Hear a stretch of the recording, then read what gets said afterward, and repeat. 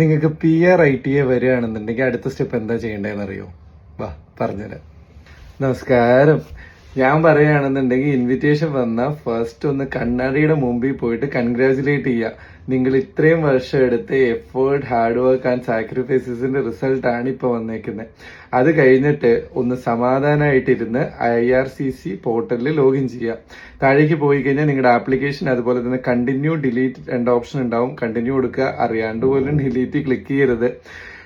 Continue കൊടുത്തു കഴിയുമ്പോൾ നിങ്ങൾക്ക് കുറച്ച് ബേസിക് ക്വസ്റ്റ്യൻസ് വരും. നിങ്ങൾ മാരീഡ് ആണോ, കുട്ടികളുണ്ടോ, അതുപോലെ തന്നെ ഫീസ് പേ ചെയ്യാൻ റെഡി ആണോ എന്ന്. ഇതിനെല്ലാം ആൻസർ കൊടുത്തു കഴിഞ്ഞ് നെക്സ്റ്റ് കൊടുത്തു കഴിഞ്ഞാൽ നിങ്ങൾക്ക് ഒരു 7 ഫോംസ് കാണാൻ പറ്റും. അതിൽ 2 എണ്ണം ഓൾറെഡി ഫിൽഡ് ആയിരിക്കും. ബാക്കിയുള്ള 5 ഫോംസ് എന്ന് പറയുന്നത് നമ്മൾ എക്സ്പ്രസ് എൻട്രി പ്രൊഫൈൽ ക്രിയേറ്റ് ചെയ്തപ്പോഴുള്ള സിമിലർ ഫോംസിന്റെ ഒരു എക്സ്റ്റൻഡഡ് വേർഷൻസ് ആണ്. പുതിയതായിട്ട് എന്താ അതിൽ വന്നേക്കുന്നത് വെച്ച് കഴിഞ്ഞാൽ കഴിഞ്ഞ 10 വർഷത്തെ നിങ്ങളുടെ അഡ്രസ് ആൻഡ് ആക്ടിവിറ്റി റെക്കോർഡ്സ് കൊടുക്കണം. അത് അസെൻഡിങ് ഓർഡറിൽ കൊടുക്കുക.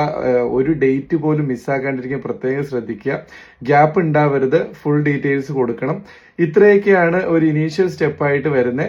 ബാക്കിയുള്ള ഡീറ്റെയിൽസ് വരും വീഡിയോസിൽ കാണാം. മിസ്സാവാണ്ടിരിക്കാൻ വേണ്ടി ഫോളോ ചെയ്ത് വെച്ചോ. പിന്നെ ജെമിനി പറയുന്ന പോലെ ഞാനൊരു പ്രൊഫഷണൽ അല്ല. ഞാൻ ചെയ്ത കാര്യങ്ങൾ അല്ലെങ്കിൽ എനിക്ക് അറിയാവുന്ന കാര്യങ്ങൾ മാത്രമാണ് ഞാൻ ഈ വീഡിയോസിൽ പറയുന്നത്. നിങ്ങൾക്ക് എന്തെങ്കിലും ക്ലാരിറ്റി ആൻഡ് കൺഫർമേഷൻസ് വേണമെന്നുണ്ടെങ്കിൽ ഒരു പ്രൊഫഷണൽ അഡ്വൈസ് എടുക്കുക. വേറെ എന്തെങ്കിലും ഡീറ്റെയിൽസ് അറിയണമെന്നുണ്ടെങ്കിൽ DM ചെയ്താൽ മതി. എനിക്ക് അറിയാവുന്നതാണെങ്കിൽ ഞാൻ പറഞ്ഞുതരാം. അല്ലാന്നുണ്ടെങ്കിൽ ഞാൻ ആരോടെങ്കിലും ചോദിച്ചിട്ട് പറഞ്ഞുതരാം. അറിയില്ല എന്നുണ്ടെങ്കിൽ അറിയില്ല എന്ന് തന്നെ പറയാം. അപ്പൊ ശരി, പുതിയ വിശേഷമായിട്ട് അടുത്ത വീഡിയോയിൽ വരാം.